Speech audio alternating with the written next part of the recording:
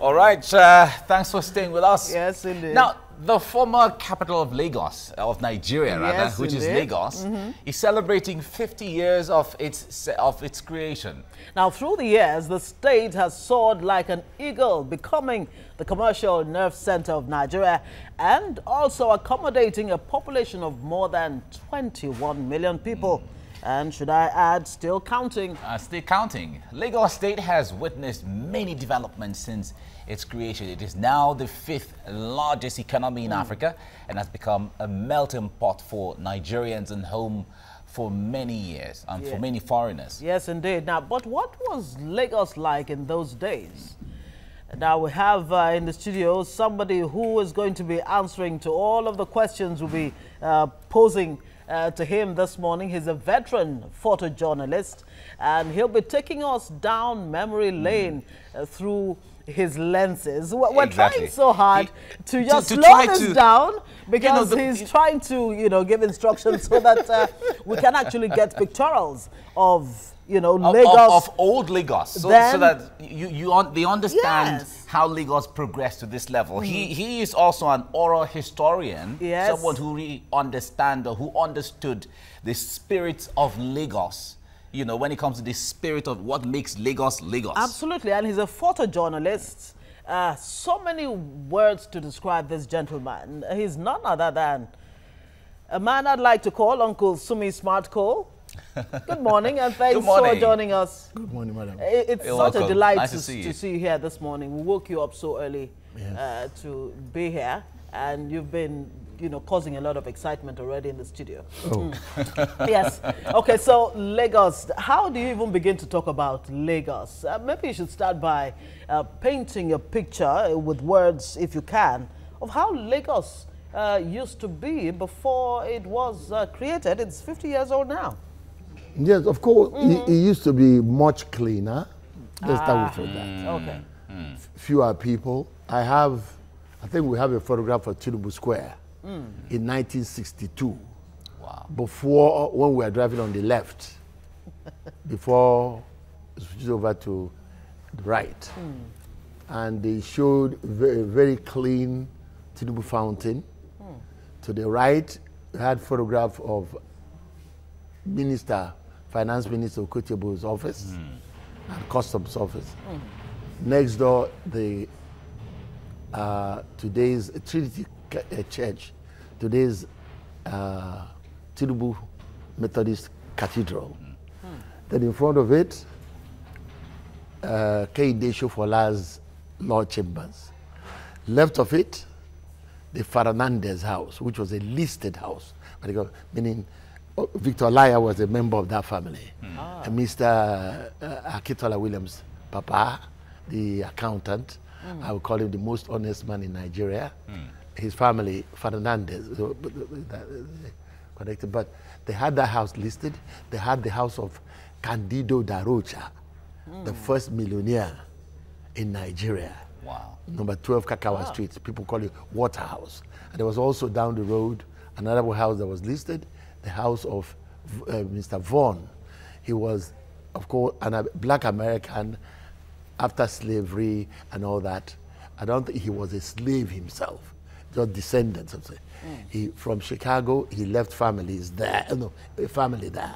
He went to Rio, he left a family there. He came to Lagos, he left a family here. Wow. And she's he was the paternal grandfather of Lady Ademola, Chief Justice Adetuwa Ademola's wife, who was Miss Moore on her father's side. Vaughan. So there was a time the Vaughns had a reunion in Chicago.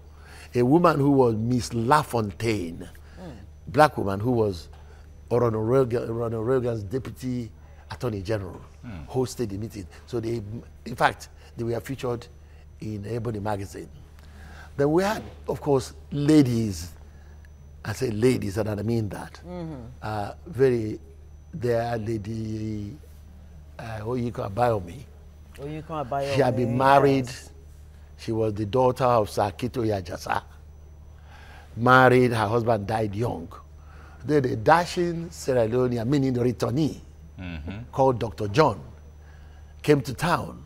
Started toasting her. The woman said, "Listen, you are Mr. Dr. John." He said, "Yes. I'm not going to change anything.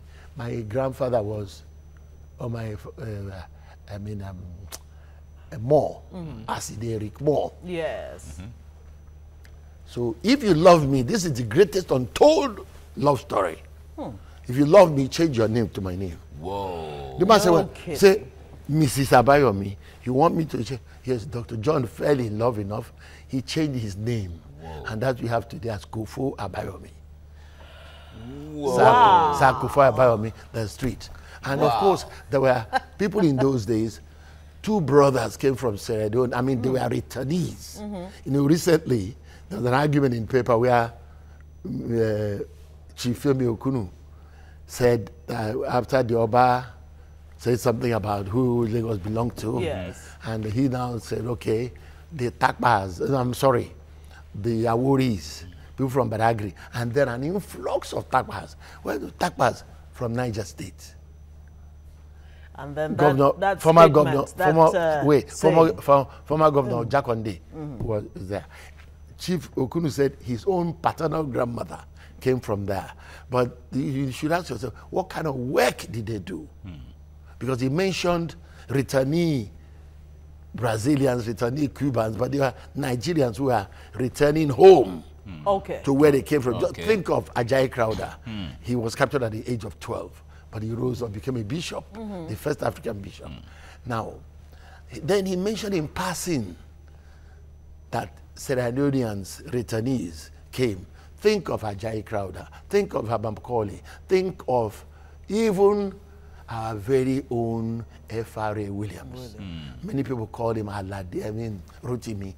He was never Olu Rotimi or anything like that. It was Frederick Rotimi Alade Williams. But he wanted to say, okay, I know an editor who started it. I wouldn't want to embarrass him. So I let you Yorubanize him properly. They started calling him Rotimi Williams, and he stuck. His brother, Mr. Kintola Williams, is still around. And there was two brothers. There were two brothers, Doctors Pierce. One remained Femi Pierce. Hence the wife's name, Elsie Femi Pierce, who was a councillor. Right? It is a Femi Pierce Street on Victoria Island. His brother changed his name to Akinola Maja.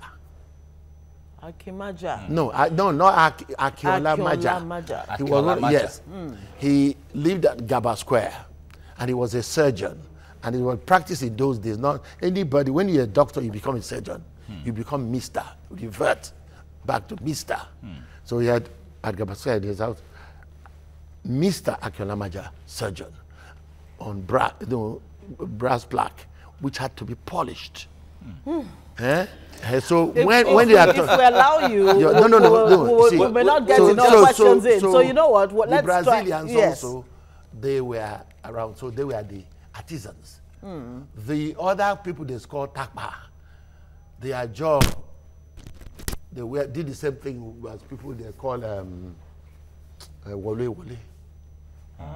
The sanitation. Yes. Just leave it at that. Sanitation inspectors. no, inspectors, but still, they did the menial work. Okay. So for the Oba to say Yoruba or Lagos belonged to the children of the Oba of Benin, they were conquerors. They conquered Lagos, and they plundered. They would catch fish during the rainy season, dry them, and then take them home to Benin to eat during the rainy season. They were the owners.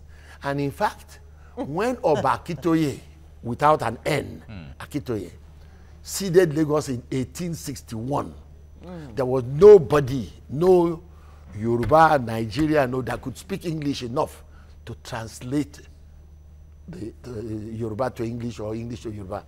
So a Sierra Leonean returnee, John Stone, not Johnston, John Stone Williams, the grandfather of Mr. Because we are talking about Lagos State now. Yes, indeed. Grandfather of Mr. Magnus Williams, who with Ogade Macaulay, Akitoye, Azikiwe, them were trying to get Lagos State created before, this was before and after independence. They said, well, if you voted for the NCNC, National Council for Nigeria and the Cameroons, when Nigeria and Cameroons we're still together. Yes. Okay, so let's cut that. I must finish it. Oh my. The British shelled. We have to go on a break. But we have to go on a break. Okay. And then we come back.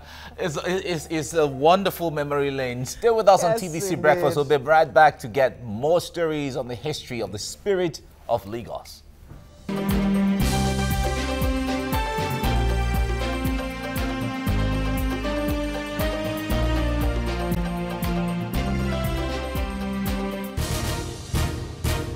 All right, if you're just joining us, it's TVC Breakfast, and it's a wonderful day, Democracy Day, and we're also commemorating Lagos State at 50. And on the studio, in the studio right now, we're talking about the origin of Lagos, what made Lagos Lagos, and how it all started. And we have with us an oral historian, a photojournalist, Sumi Smart Cole. He's been taking us memory lane of how things have been. Absolutely. Uncle Sumi Smart Cole, somebody described Lagos as a no man's land. Yeah, it could, well, it depends on who you are. If you are not emotional, if you are not, in quote, a Yoruba nationalist, you might accept it, because people came, it was very population, even the Lagos we know today was designed for about 500,000 people. 500,000 people, and you have 21 million people presently. Because you had Ikoyi, there was no Victoria Land. Papa, Lagos ended at Jibowu. After Ajibowu, and if you drew a line across the railway line by where you have the Ransom Kuti High School, so meaning where Fela's shrine used to be. Not shrine, their family home. 14A Agege Motor Road, where his mother was thrown out. He now changed it to a nightclub, a shrine. I knew the fella that I knew, and he was a very good friend of mine, drank only Fanta. I never could stand anybody who smoked cigarettes around him. He tripped to America. That's another story. That's what changed him. But you drew that line to Bishop Street, down along Bishop Street, and that was the end of Lagos. The rest Mushi. And in Western Nigeria, tax collectors used to pursue men who were supposed to carry their tax receipts on them. They will run across. One sign says you are entering Western Nigeria, and another sign will say you are entering federal territory. Ajibowu. If they pursue them from Western Nigeria, they run across and now backed of the sign. The police went away. Wow. They obeyed the law. Unlike one time, a policeman from Lagos Island at the station, Lagos Island at the station, left Lagos. He didn't tell Lagos Police Command. He went to Ijebode to arrest armed robbers, raid their place. That's Fulani of Kwajafa, and that was against law.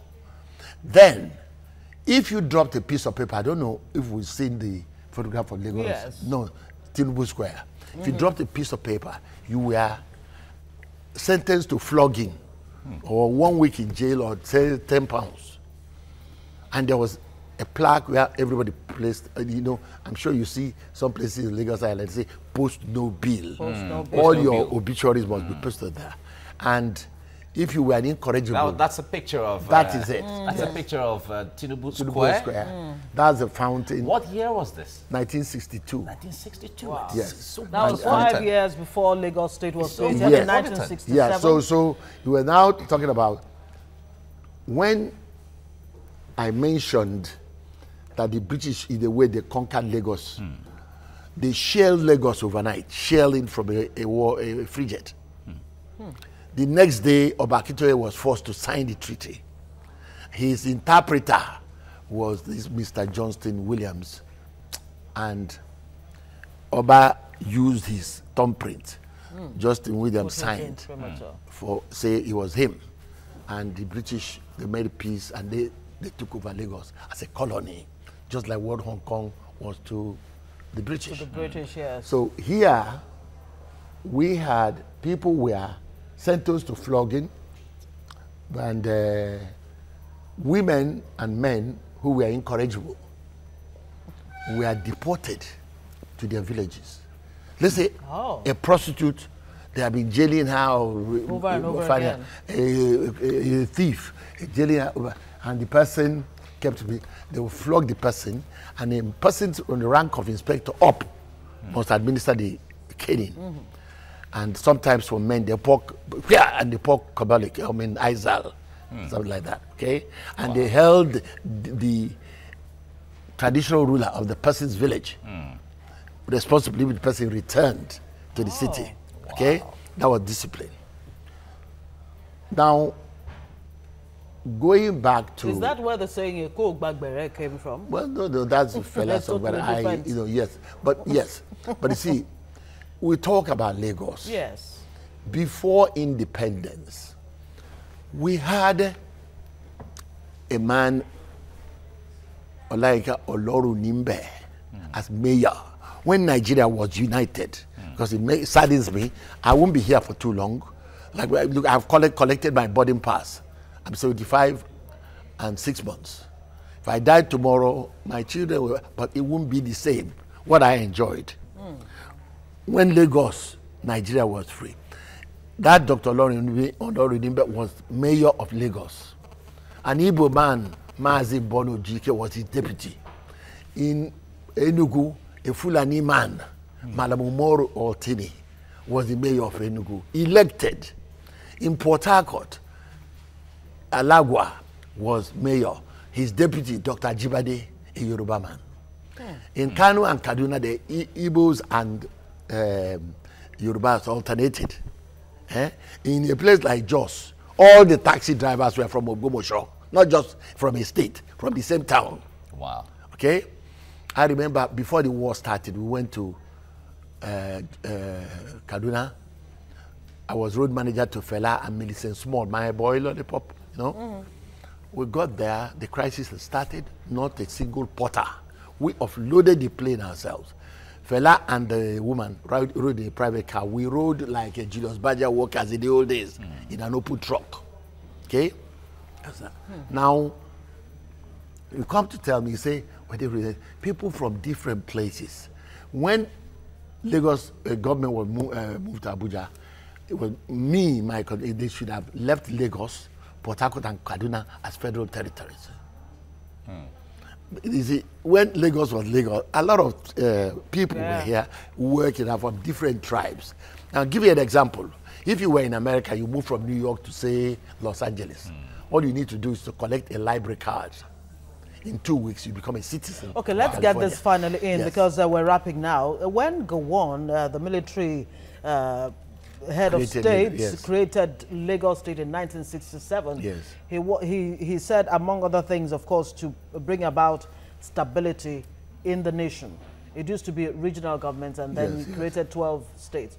The goal of creating Lagos State, do you think it was achieved, or it has been achieved? No, it was achieved. It was a political promise.